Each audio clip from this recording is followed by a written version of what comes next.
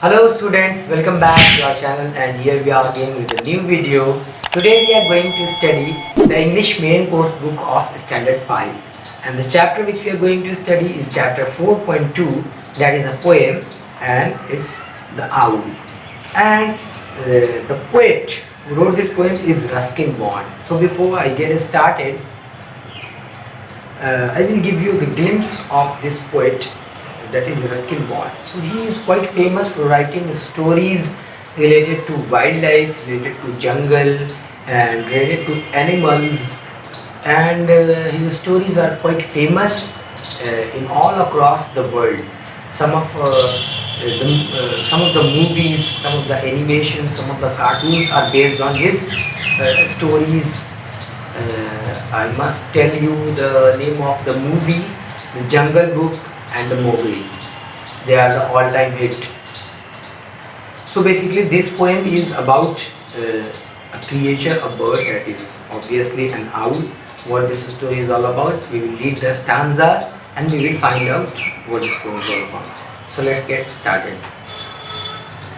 At night, when all is still, that means in the night time everyone else is sleeping, everything, all other animals also, human beings also, everything is at rest. The forest sentinel, that means here sentinel, that means guard or watchman.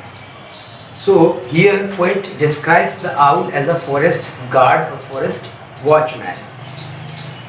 Glides silently across the hill, that means he flies across the hill towards the mountains,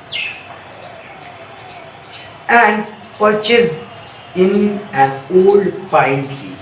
Here you can see this is the picture of the pine tree. That means rest, that means sits after traveling towards the hill, after wandering here and there near the hill.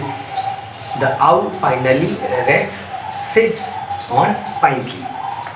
A friendly presence his, that means here the poet wants to say that the owl, the creature, is friendly. And I tell you it is true, because some people keep an owl as a pet also. No harm can come, that means it doesn't give you any kind of harm, or it never hurts you. From night bird on the prowl, here means on the prowl, hunting or prey. So I must tell you, owl is a creature, owl is a bird that hunts only in nights, and in daytime it takes rest, it sleeps. His cry is mellow. Here mellow means pleasant. His sound is pleasant, very pleasant. Much softer than peacock's call. That means here the poet compares the sound of an owl to the sound of peacock, and he finds that the sound of the owl is much better than the peacock sound, much softer and more melodious. Why then this fear of owls? Then why the people, why human beings fear of owl? Calling in the night, if men must speak, then owls must hoot. And some people think and believe that hooting of owl is not a good sign. People are afraid. Sometimes people, when they encounter, when they see the owl in the night, they are scared. But there is nothing to be scared. There is nothing to be frightened. Just like as we speak, we have mouth, we have tongue. They also have mouth, they also have tongue. So we speak in different languages, and they hoot, they make their own sound. So it's very much natural. They have the right, that means they have the right to do this. We have just as we have the right to speak, all other animals have the right to make their own sound, all other birds have the right to make their own sound. Just like that, the owl has also the right to make his own kind of sound, that is hooting. On me it cast no spell. Cast no spell here means does not bring bad luck. So all other people, they believe that the hooting of owl brings bad luck. But the poet says It's natural. It is not associated with any kind of bad luck. Rather, it seems to cry. The night is good, all's well, all's well. So he says further, even it is not the cry of the owl, it's just a normal sound like all other birds. Some people believe that the hooting is a kind of cry of owls, but it's not true. It's as normal as other birds. And in the night, even if you hear everything is fine, everything is well, you wake up in the morning normally, nothing goes wrong.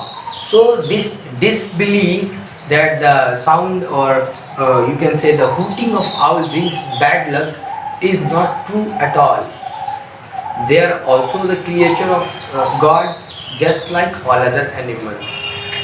So love animals and do not associate any animal or anything that is created by God with bad luck or superstition. In nature, everything, every being, every creature has its own importance and significance.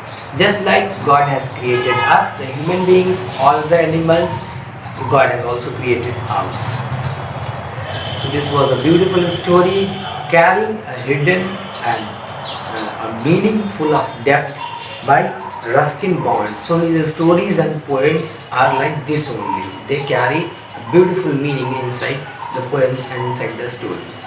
So I hope you understood the story. I hope you enjoyed the story. I hope you understood the poem. I hope you understood the stanzas.